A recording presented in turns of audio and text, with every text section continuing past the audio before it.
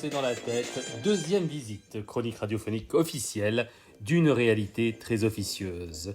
Voici donc votre dose hebdomadaire, quotidienne, mensuelle, annuelle, comme vous le souhaitez, de vérité légale, livrée en main propre par l'inspecteur Djelloul 5.0, le seul inspecteur capable d'interpréter un arrêté municipal tout en repérant une clause abusive dans un contrat de location saisonnière.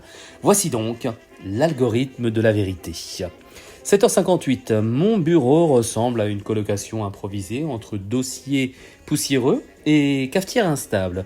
Sur la porte, une note manuscrite, mission spéciale, logement. Deuxième enquête, ne pas classer sans suite, merci. Signé, personne, comme d'habitude. Je relis le rapport précédent, un classique, 28 mètres carrés, 3 personnes, une fenêtre sur un mur. L'État appelle ça habitat intermédiaire, moi j'appelle ça plan B permanent. On marque un premier arrêt sur la plateforme des demandes HLM. Connexion impossible, CAPTCHA illisible, message, une erreur est survenue, merci de réessayer plus tard, entre 2h et 2h03 du matin. Je note, le logement social se rêve accessible uniquement aux insomniaques informatisés. Deuxième arrêt, chez Madame B, assistante maternelle, 42 ans, 2 enfants, un dossier plus épais qu'un rapport d'enquête parlementaire. Elle a tout, mais vraiment tout. Les revenus modestes, la stabilité d'emploi, l'attestation de résidence précaire tamponnée 3 fois, mais le système lui répond « pas assez prioritaire », traduction de Djelloul, pas encore désespéré au point de dormir dans un tupperware. On marque un troisième arrêt dans un immeuble neuf, label HQE, en copropriété. Le prix du mètre carré dépasse le quotient intellectuel moyen d'un ministre de la ville. Le promoteur me fait visiter avec des gants blancs. Il me dit « c'est du standing abordable ». Je réponds « pour qui ?» Il hésite, pour les investisseurs.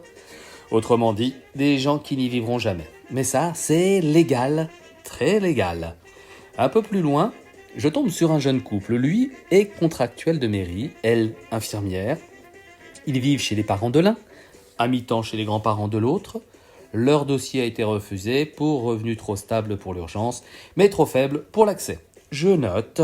classe moyenne compressée, statut trop propre pour être pauvre, trop pauvre pour être logé. Et puis, il y a les invisibles. Ah, les invisibles. Ceux qui dorment dans les parkings, les halls ou dans les applis de couchsurfing au rabais.